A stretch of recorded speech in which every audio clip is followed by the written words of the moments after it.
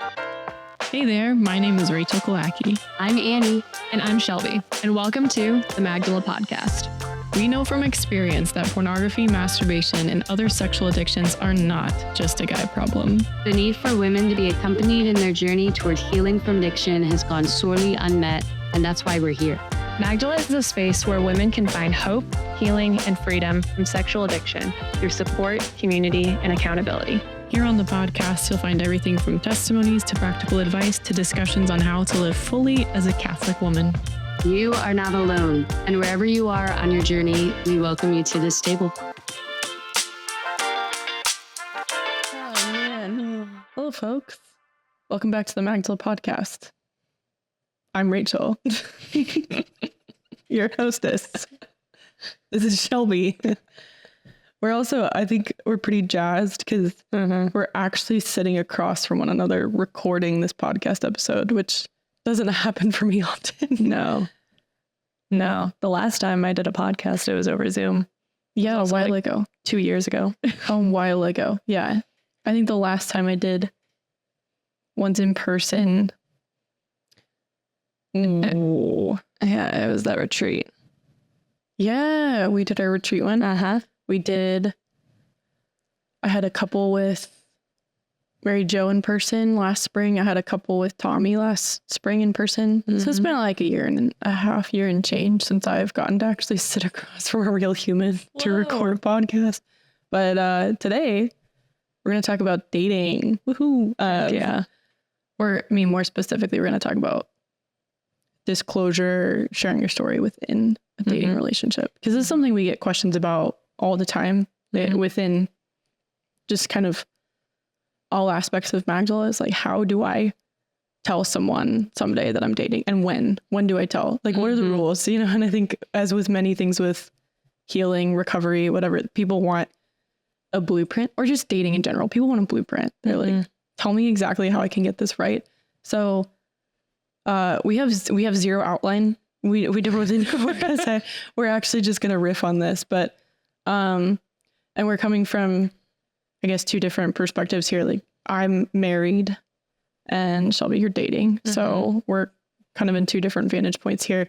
We both had past relationships where there was also disclosure, but, you know, varying levels of happy and healthy disclosure. So I think, so we're coming from some different perspectives here, but hopefully we'll offer something fruitful rather than something prescriptive. Because I guess, I mean, if we want to go meta for a second, like, where do you think that comes from? Like, the desire for a blueprint of like, tell me how to get this right. Like, because people seem very scared of talking about their stories. Like when it comes, you know, to sexual sin, people are very scared of getting it wrong. Yeah. Well, dating itself is just such a vulnerable experience. I mean, just even having a crush on someone, you like get a little nervous because you're like, oh no, I'm starting to care about this person. And with caring comes a lot of, you know, anxiety about the future. What is this going to turn into? But also it can go introspective of pressure on yourself, or how are they going to view me? How are they going to react to the different parts of my life? Yeah. And this is, you know, a part of a lot of women's stories. Yeah.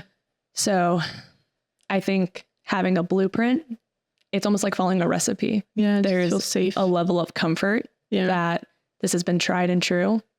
And if it worked for someone else, it could work for me. But at the end of the day, every relationship is completely different. Yeah. And every person is different. So there's really no one right way, which makes it difficult. Yeah. Yeah. And I think the pressure increases when you're somebody who hasn't shared a lot yet, you know, like, I think that's when I was in a different position, because I think with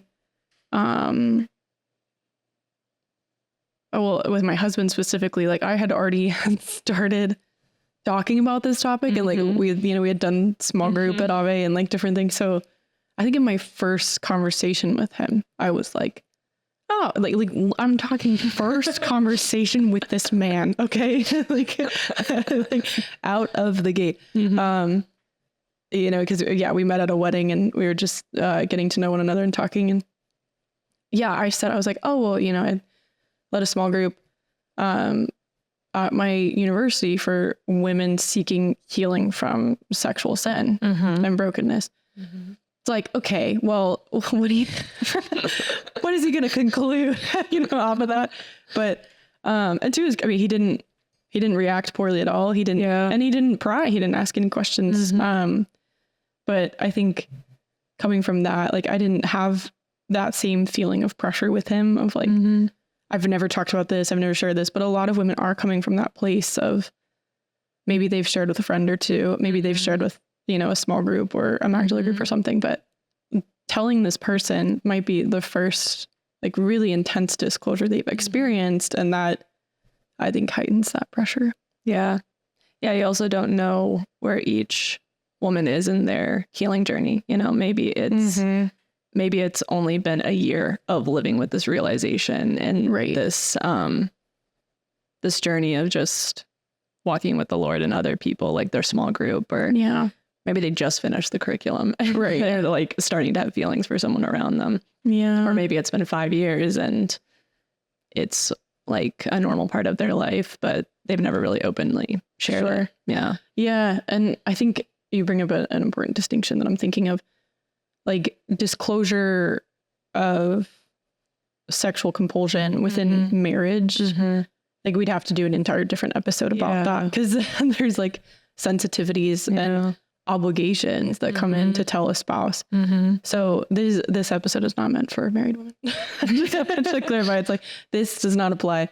But yeah, I guess like, that's another distinction you bring up too, is disclosing also an active addiction of like, this is me right now versus this is something, you know, in my past. That's a very different feeling. Yeah, it's completely different feelings. Yeah. And I mean, I'm curious for your insights on this too. I don't know if people ask me all the time if there's like a, you know, how long should you be free before dating? And I've never been able to really sink my teeth into a solid answer, because it's just like, I don't know. Somebody's sobriety at 1 month could be a lot healthier, a lot stronger. They could have a lot more support tools in place than somebody's sobriety at 1 year. You know, it's like, it's so delicate, but I'm curious for your insights on that of like, you know, people ask that all the time of, you know, how long before I can start dating if somebody's single. Yeah. Yeah. It's such a fine line, because no one really knows you as well as you know yourself, outside of the Lord, obviously. Yeah. But I do think it is a little bit more dangerous when you're in an active addiction, to open your heart to someone else, because like what happened with my ex, you know, he was actively addicted. Yeah. And I didn't know for the first couple of months. Yeah. But it just made things harder throughout the relationship. Obviously, my ex was like very it's very fallen in other ways. Right. There's a lot to that. Yeah. But I could actively see it in parts of our relationship and attribute different actions to the fact that he is actively addicted and not seeking to stop. Yeah, that's key. Yeah, that's a huge distinction. There's a very big distinction between someone who's actively addicted and doesn't care or doesn't want to stop, and then someone who's actively addicted and is trying every day to stop. Yeah, seeking support for sure. Yeah. But I do agree with you that, you know, even if you have experienced sobriety and things are going well certain times during the month, and then you have a fall, you know, like it doesn't mean that you can never fall again.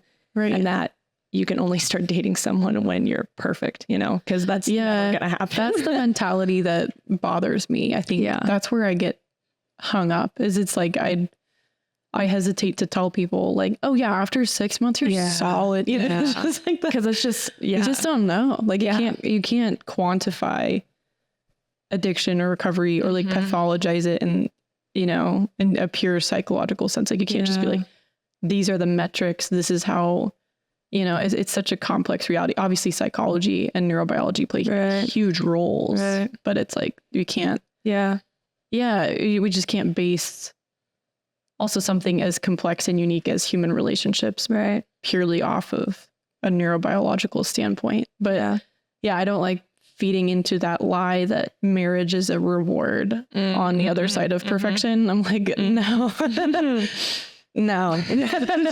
just no, not gonna happen. No, it's where you go to die. To yourself. No, I just, that's always my hesitation too. But I think something worth asking too, and it's just like, okay, can I enter the dating world in, you know, recovery, and at what point, you know, can I? Yeah, it's all that question.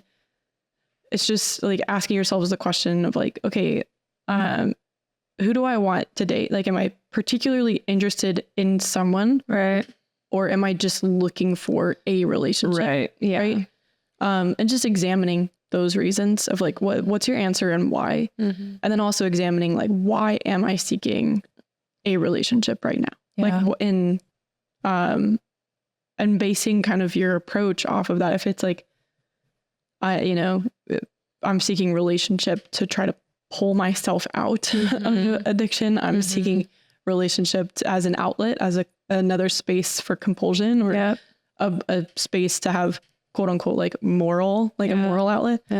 Or because I think marriage will make this better. As a Band-Aid. A Band-Aid. Or am I seeking relationship because I authentically want to enter into an intentional journey of loving and discerning with this person? I think those are two different approaches. And so I think it's more the question of like, when people are like, when can I start dating? I'm like, I don't know if it's a when as much as a like, why do you want to? Who, you know, and what circumstances are you in? I feel like that ends up being a better, more solid and robust discernment than, oh, I've hit the 3-month mark and now I'm okay. And that's also not to say if somebody sets a goal for themselves, like they discern, you know, in good conscience that it's like, okay, I need a year to myself. You know, and then hit the year or whatever. That's just an example. I think that can be incredibly fruitful. Just like dedicating that time. So it's not to say don't have any metrics ever. It's just like, we can't rely on them. Okay. But switching gears to when you are dating and you're like, now's the time to share the thing. What are your thoughts just kind of off the bat of when is this healthy? How do we disclose? We can talk about how do we disclose, but like when is it healthy to start sharing? I think is a good place to begin. I think you automatically just have to feel safe with that person. And you know, I hate the, like, when you know, but it is really like when your heart feels safe with someone and you just naturally feel the desire to open up to them. And not just once, like not in a moment of just like, oh, he's flirting with me, this is so great, you know, but it's a continual, every time you talk to that person, you just, you like, if you have a bad day, you want to talk to them, or if something great happens in your life, then you want to talk to them. It's like that continual opening of your heart. You have to feel safe in order to share that part of yourself with someone. So if you don't feel safe to share it, then I think that's like your number one. You need a little bit more time. Doesn't mean it's not the right person to share it with. It's just, you need a little bit more time. A little more trust. I think the other thing you kind of have to examine is, why do you want to share this with them? Or do you feel like you need to share it with them out of some obligation or like rule almost? You know? I know that when I decided to share my struggle with my current boyfriend, it was before we had officially started dating because, you know, we were long distance. I'd been talking to this guy for Oh yeah. I was in 3.5 months. Yeah. So, and it wasn't a conversation I wanted to have with the phone either. So I wanted to have it in person. But I felt safe doing it. Yeah. I felt safe sharing with him. I didn't think that he was going to respond negatively or make me feel bad about anything. But I also knew that this was a man that I wanted to discern a future with. Yeah. So, and I wanted to be fair to him of, you know, we're going to be discerning a life together. Yeah. Where a whole bunch of other trials and tribulations and struggles are going to come up. We're going to poke each other's wounds. Yeah. We're going to go through some serious stuff together, you know? Oh yeah. But we're also going to experience the depths of joy and possibly like married life together. And I just want to make sure that I am presenting myself and opening myself enough to experience those things with you and to discern in a healthy way. Yeah. So that was like the thought process behind. Well said. Thank you. Yeah. No, because you have to have vulnerability in order to have intimacy. And there's a certain level of vulnerability that dating necessitates, even if you're not, you know, moving forward formally yet. But I think there's like, I think there's something too about how you say it that is important. Of just like, I don't know, like when I'm thinking of multiple disclosures, but mostly with my husband specifically was, I was fairly early on, mostly again, because I had been doing active ministry work in the topic. Yeah. So he just wasn't shocked at all. But I didn't just come out with like, you know, here's the story from A to Z, you know, like, here we go, all the details. It was also like, I felt safe enough to share the general, which I thought was important. Yeah. Of like, hey, this is a part of my story. It was for this long, and here's where I am today. And just kind of focusing on, here's where I am now. Yeah. And I'm very grateful to be where I am. And, and he was super receptive, but it's also the how of like, you don't have to disclose everything at one time. Exactly. Which I think we put pressure on ourselves to do sometimes. Yeah. Like you're talking about without like examining why do you want to tell them? Yeah. It's like, if you feel like you have to come out with every single detail in order to be truthful, in order to act in integrity, that's actually probably going to do more harm than good, you know? Yeah. It's not this like dumping of, you know, just everything that's ever happened. Right. You know, I also was very, very general of just, you know, I work for this nonprofit. Yeah. The nonprofit does this. This is my connection to the story. Yeah. This is how it came about. And then, yeah. And he was very careful about the questions he asked. He didn't want to make sure he was putting me in a place of, you know, asking too specific of questions that would make me share things that I didn't want to offer up free, like willingly and everything.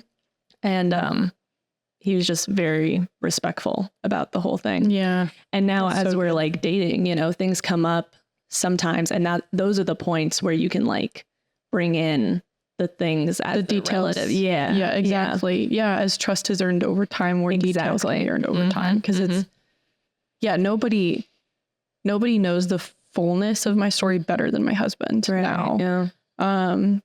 And other than, you know, myself, but that's after been with him for 5 years. Yeah. So it's like, and he may know even better in 10, you know, but it's like, he has personally seen, not just heard the details, but also personally seen the way my heart interacts with like Magdala's mission, for instance, or like interacts with work and the things that it brings up, or like he's the one accompanying me through that. Yeah. So it's like he even earns like more trust over time in that way too.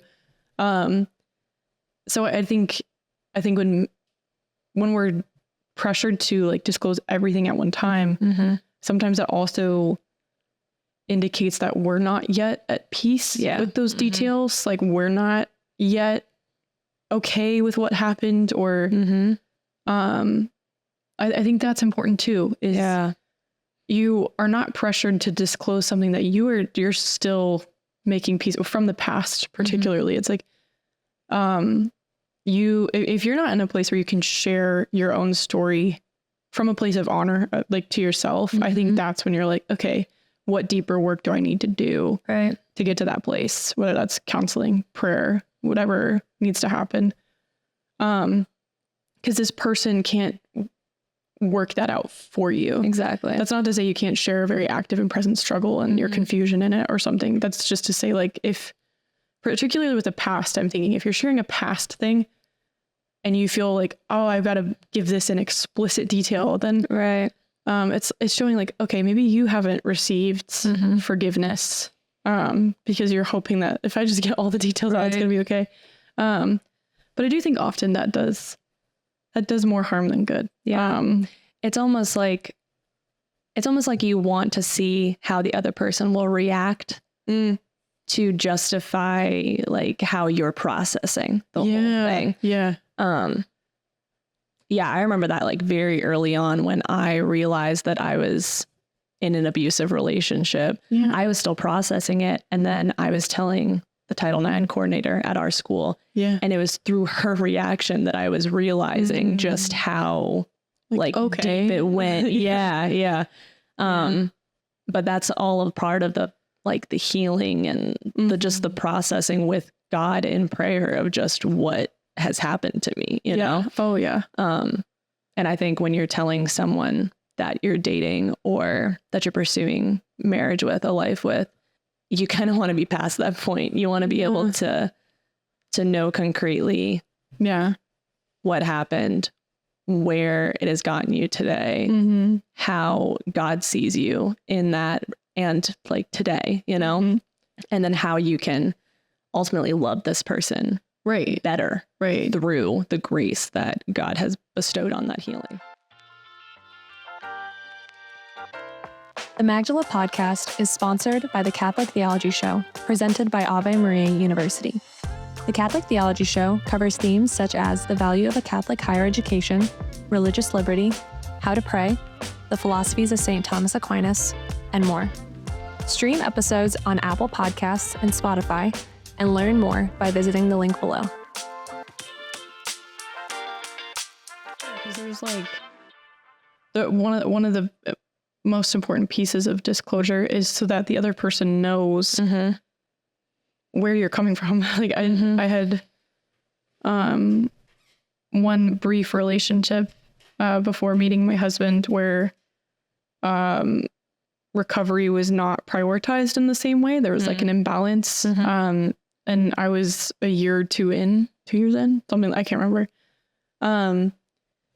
And he was still like very actively struggling and was not getting help. And I learned that pretty early on in the relationship and just kind of saw some apathy. And so I was like, I'm sorry. Like I can't do this because this is something I've worked tooth and nail for. And this is a priority in my life is to pursue freedom and virtue in this way. And I'm not going to compromise that. And it doesn't go well. But, looking back at, 21-year-old Rachel, it's like, I probably wasn't the most charitable in my delivery. But anyway, but part of the communication of disclosure too, like, and thinking of my conversation with my husband is like, this is a space where I'm not willing to compromise. Like this is, and I mean, in general, I'm not, but like, this place is sensitive for me. This is a place that I need help. I need, lots of prayer, but I need your awareness. Cause I think, again, I'm going to get a little meta. I think a lot of purity culture narratives. Shelby's like, oh no, rabbit hole. I feel like in team meetings when something like this comes up, I'm like, this is purity culture. That's why that's happened. No, anyway. I think the narrative was like the men are going to struggle more, right? So I do think we're still kind of in a place of like when we tell men something, like, you know, men who have been raised in perhaps similar narratives, it's like, hey, we're in this together. This is a mutual effort, right? I'm not the gatekeeper here. Like, I can't do this, you know? And because I've definitely seen expectations from men before in relationships of like, this is going to be easier for you. I'm like, oh no, son, this is a mutual thing. So disclosing is also about setting the stage for that of this is a place of companionship for us. This is not, like this isn't something I can just bear the weight of on my own. Yeah, absolutely. Which I think hopefully people start to think anyway, but you know, I think we're still kind of reversing that part of the narrative a little bit. Yeah. Which really, it does gear your mind towards an active discernment towards marriage too. Yeah. Because, you know, when you get married, you are essentially helping that person in any way you can get to heaven. And they're doing the same for you. Right. So you guys are helping each other carry your crosses. Right. But that's when really examining the right time within your own relationship to disclose that information. Yeah. Like we said, you don't want to just like traumatize them, you know? Right. That's not fair to them and it's not fair to you. Yeah. You know, if you generally give, you know, what you've struggled with, how you're actively healing towards it. Because the healing it's going to be the rest of your life. Yeah. You know, there's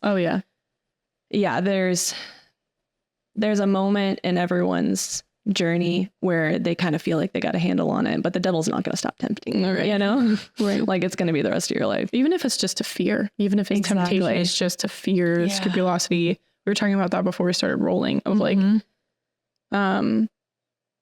it's just another part of disclosure is like, for the sake of companionship and setting boundaries and just having conversations. And I know for me, I needed to be careful about scrupulosity around sexuality more than anything because I was so scared of myself. Like I just was not, I just wasn't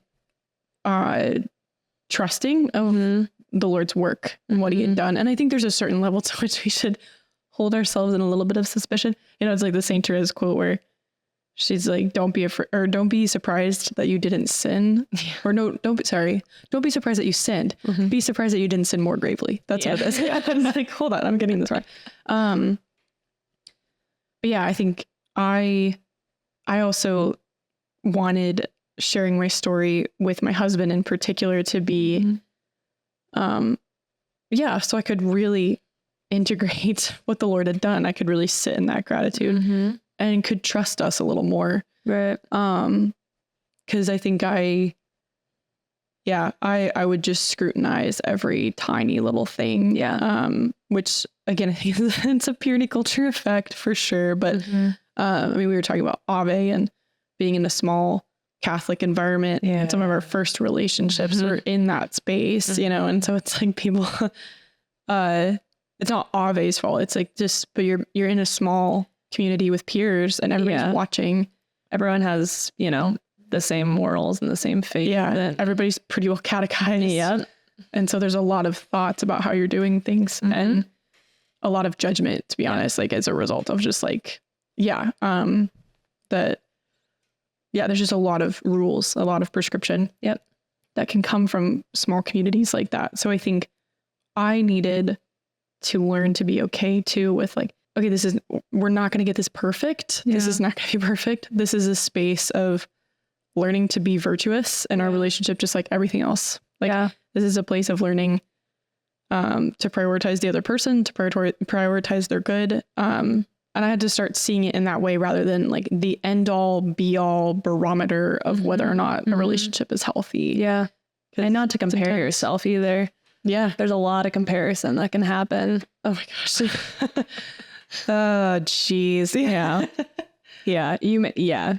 I mean, that comparison of relationships specifically, you have no idea what's happening in those relationships. And I mean, you have two completely unique people coming together and trying to form a life together. Yeah. Like there's going to be, you know, highs, lows, there's going to be frustrations, there's going to be struggles. And I can guarantee like all of the couples around you are having completely different struggles than you're having. No, everybody, oh my gosh. Yeah. Small environments, like, yeah, where we went to college and stuff. And comparison is probably one of the chief vices. Yeah, just also how in disclosure, even over time, number one, you and I have both experienced, which I think is good, being well received, you know, being received with respect. Yeah. I actually don't think I've ever had a disclosure in a dating relationship that went badly. I think that's great. I know. Yeah. I'm very blessed that way. Yeah. All the men that I've told, you know, it's not like there's dozens of them, just a few, but they all received me with a lot of respect and a lot of graciousness and encouragement. And I'm very, very grateful for that because I don't think that's always the case. But I do think there's a level to which it is important to receive the person's reaction, even if it's not your ideal, it's not what you want. Because disclosing something, especially if it's active, I think, yeah, it can be very painful. Like it's very painful for, you know, a person you're in a relationship with to hear that. Yeah. So I think just learning to receive too, like, okay, it might pain them. It might confuse them. They might have more questions. There's going to be a very human reaction, and it could be some of that laced with respect and love and compassion. They could share some of their own story in response, you know? So it's like just being ready for sharing details to not go exactly how you expected. Yeah. I think that's important too. Yeah. Just on a practical level of, you should never be shamed or berated or something. Right. But for your partner to react with sadness or, again, confusion, uncertainty, hesitation, that's all very human. Yes. Especially because, again, I don't think men have been prepared in the same way to receive women's disclosures as we have been prepared to receive theirs. Yes, absolutely. Yeah. Yeah. Cause like you said earlier, the whole point of Magdala is to bring light to the women who are struggling with this because it's never been brought to light before, you know? Right. So yeah, especially for guys who haven't dated before, you know, it could be just like oh, this is new and I didn't expect this to happen. But I think you're right. You have to take it with grace and, you know, just thank the Lord that he like prepared your heart to share it because even if you don't continue to date, you know, that awareness that you've given to the person you told is most likely going to grace him like down the line. You know? Yeah. Oh yeah. That was part of why my husband had been well prepared. Yes. To receive me is because he had received other women's stories in the past. That's great. And had done it with, you know, his typical graciousness and virtue. But so he was prepared. He was like, when I said, you know, when I even told him about the small group at Ave or different things at the time, he just got it. He was like, oh yeah. Like he wasn't surprised at all that it was a need, which was very refreshing for me because I felt like most other men in the past, I had been like, this is a need, by the way. I had to kind of poke it a little bit, but he was very well prepared. So I was super grateful for that. But yeah, I mean, and Magdala is a good lead in with anybody, you know, when your face is on the website, right? Like, there's not much that can be pretty out in the open. There's not much that can be done. Yeah. I will say telling my, my like female friends about my work with Magdala and little bits of my story did prepare me exponentially to tell my boyfriend. It's I mean, it's just the vocalizing, you know, we talk about this a lot with Magdala, but once you like vocalize it, you're taking power over it, you know? Yeah. So it's just so important to not be ashamed in the sense that you never talk about it with like anyone that you love, you know? Yeah. Obviously don't go around like shouting from the rooftops, but Unless you're us recording a podcast. yeah, there you go. Yeah. But it can really, really help to go to some of your closest female friends and say, hey, there's this part of me that I want to share with you because I love our friendship. And I, you know, just, you can even tell her that you want to practice like telling it to like your boyfriend on the line or someone you've been dating and stuff, but just vocalizing it can help so much. Yeah. Because they're more automatically a safer space, just, I mean, for multiple reasons. Yeah. I agree. There's so much preparation that came from sharing this with women or even sharing it in small group or different things. I think the practice too also teaches you how to tell your story in a way that honors you. Yep. Like I've shared before, or even like publicly, like I've said stuff on podcasts or in interviews before where I'm like, oh, I'm never going to say that again. That didn't honor me. Yeah. Like, no. Yeah. You just like learn.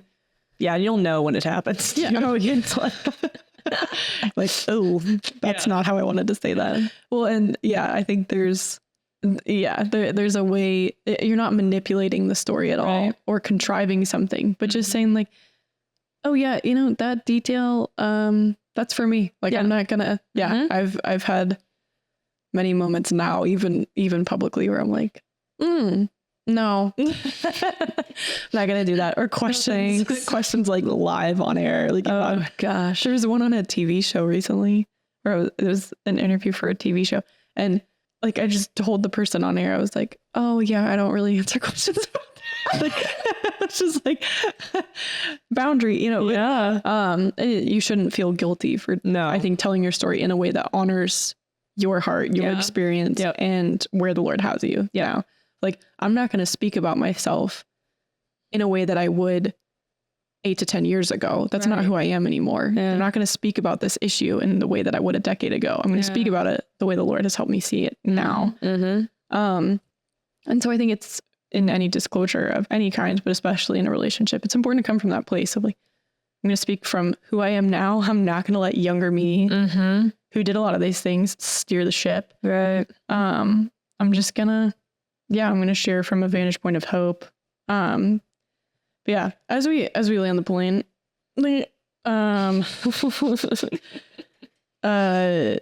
I'm just thinking of some practicals too of, because I'm grateful we didn't give a blueprint of like, because there 3 months you should say. No, there just isn't one. I think the distinction is if you're sharing something from the past, it's not, I would say it's not as imperative as, you know, if you're in an active addiction to pornography, to masturbation, some other sexual compulsion, where it's like repeated struggles, like frequently, it is a little more imperative that somebody you're dating knows that. Because they need to be able to respond to that in freedom and understand that dating you means supporting you in a recovery, like a pretty intensive recovery process now. And again, details don't need to be explicit, but just sharing, I think, as early on as that sense of safety comes in. Like, hey, this is an active part of my life and I want you to know. And these are the tools, these are the places of support I'm seeking. I've said this in a podcast before. I do not think you should make your SO your accountability partner. No. No.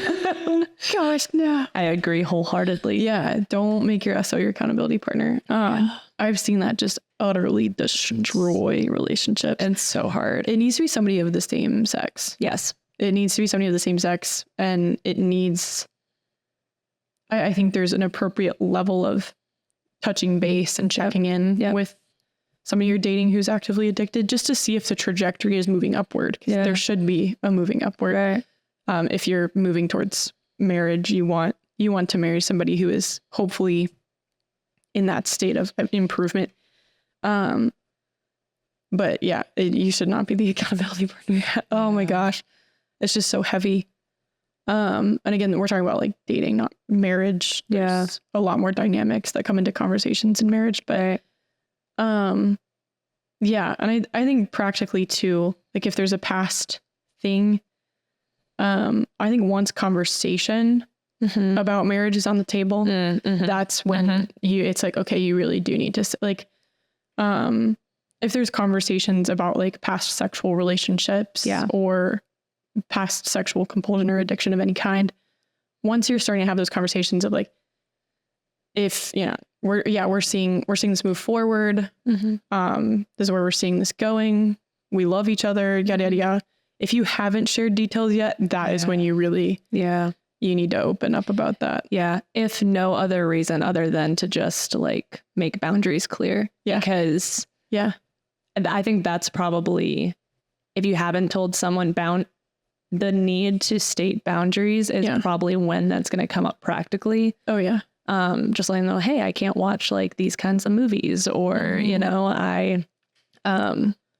when we're like together, I don't want this, or I don't want this. This particular thing is triggering for me. Exactly. Yep. Yeah. Because you do need to be able to express those triggers and those boundaries. And if you can't do that, then you need to kind of re-examine what's happening in that relationship. That's a bigger issue. Yeah. But I do think that's probably, if you don't feel safe to tell them, just naturally, it's probably going to come up in some kind of boundary discussion, or when you are talking about marriage, it's a little bit more pressing. Yeah. And I think the ideal is to start sharing before then. Yes. But that's a good zone of like, if you hit that zone and you haven't shared the general kind of overview, you probably should. Just because, I mean, you want to give full consent. You want to really deeply discern, especially if you're heading towards engagement. You want to really deeply discern.